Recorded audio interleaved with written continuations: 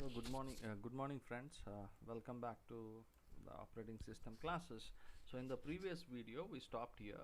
Basically we are discussing about two types of, how exactly the computer access disk storage in two ways. The first one is input output ports. So for input, okay. So if it is a host attached storage, most of our laptops, as I told you, we use SCSI. Okay, if it is network attached storage, or if it is a SAN storage area networks, then we use fiber channel. So we will see today what is a storage array. Array means usually our computer we have a single disk. Maybe it is 512 GB or 1 TB or 2 TB disks, a single disk. However, if you have multiple disks attached together, for example, you bring 10 1 terabytes hard disks and you connect each one of them, you can call it as a storage array. Okay, can just attach disks or array of disks. Storage array has a controller, provides features to attached hosts, ports to connect hosts to array. So there are different ports through which hosts, different computers can connect to the storage array. Okay, memory, controlling software. For example, sometimes NVRAM stands for non-volatile RAM. Non-volatile, most of our normal RAMs are volatile RAMs.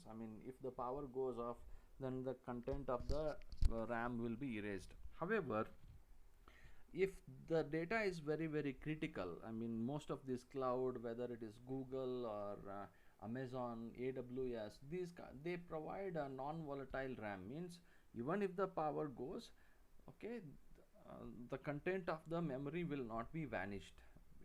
There are two types of NVRAMs. One is SRAM, that is, you can call it as a static RAM.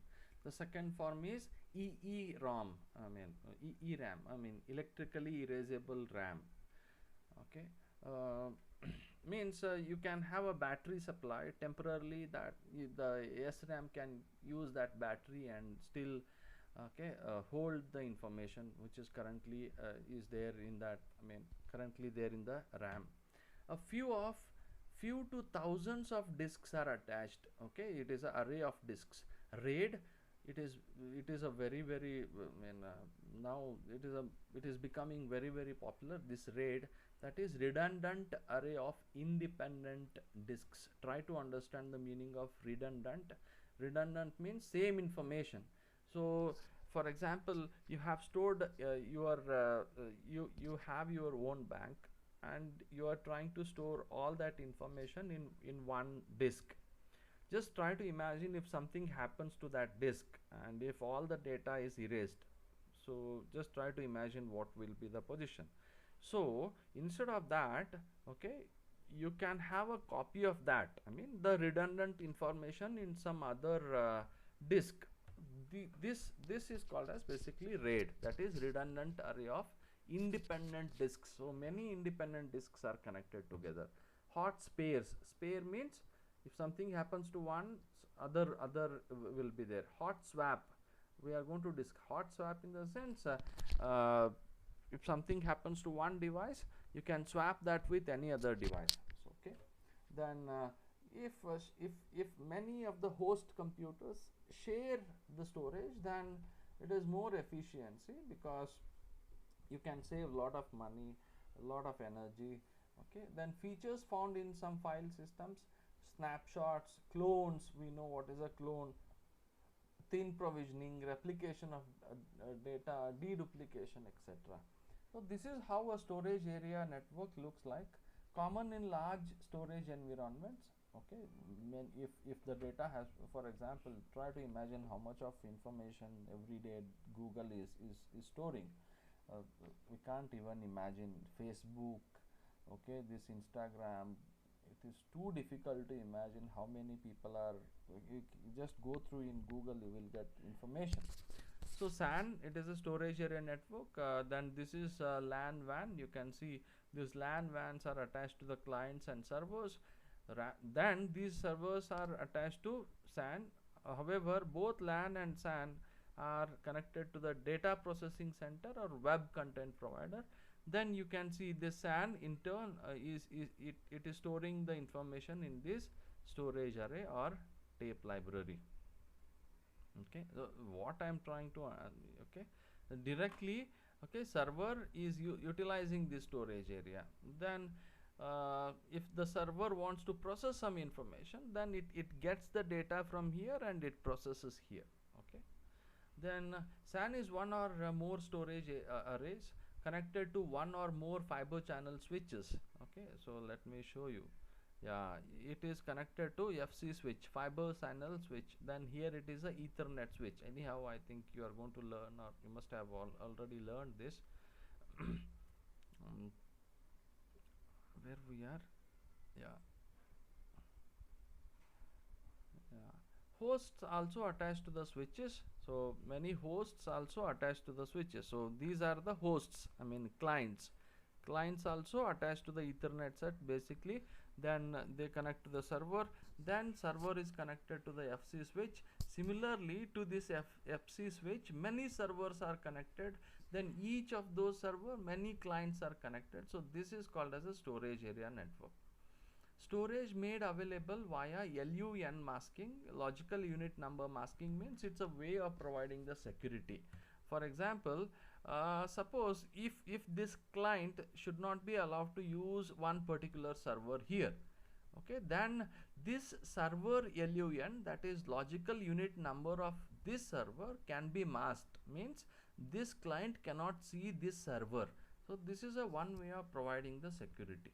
Okay, from specific arrays to specific servers. Easy to add or remove storage, add new host and allocate it to storage. So it is very, suppose if the all the suppose if if all this storage area becomes full, then you can bring another 5 terabytes of storage and connect to that here. So that is flexible. Okay, over low latency fiber channel fabric, okay, or allocate storage. Even you can sell that storage to outsiders. Why have separate storage networks and communication networks?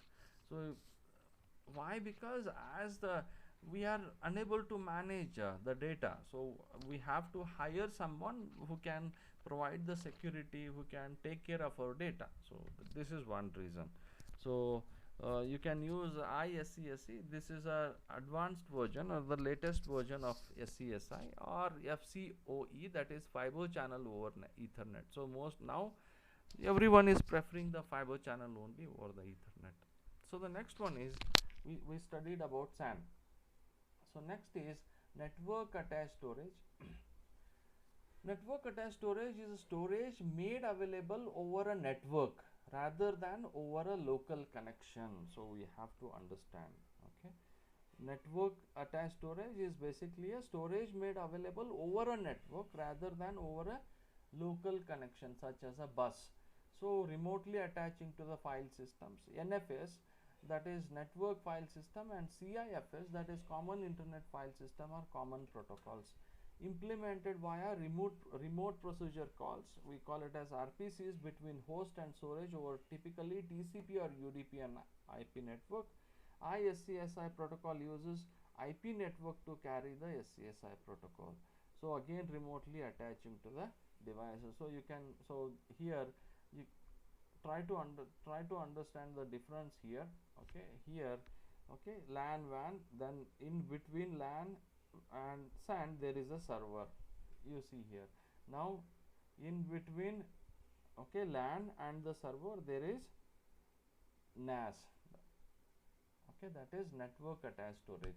Let us understand, let us try to go through the difference between them, then we may understand. NAS is a single storage device.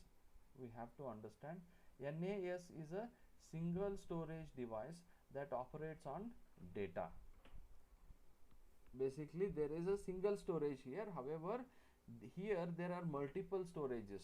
Okay, RAID, there is one secondary storage here, again there is one, okay, redundant array of independent disks. So like this there will be multiple storages, while SAN is a local network of multiple networks. So usually SAN will be bigger, NAS will be smaller in comparison. Disk scheduling, however, we have already uploaded the videos. I mean video links you go through. If you do not understand, then I will come up with the videos. Thank you. Then we will continue in the next video. Thank you.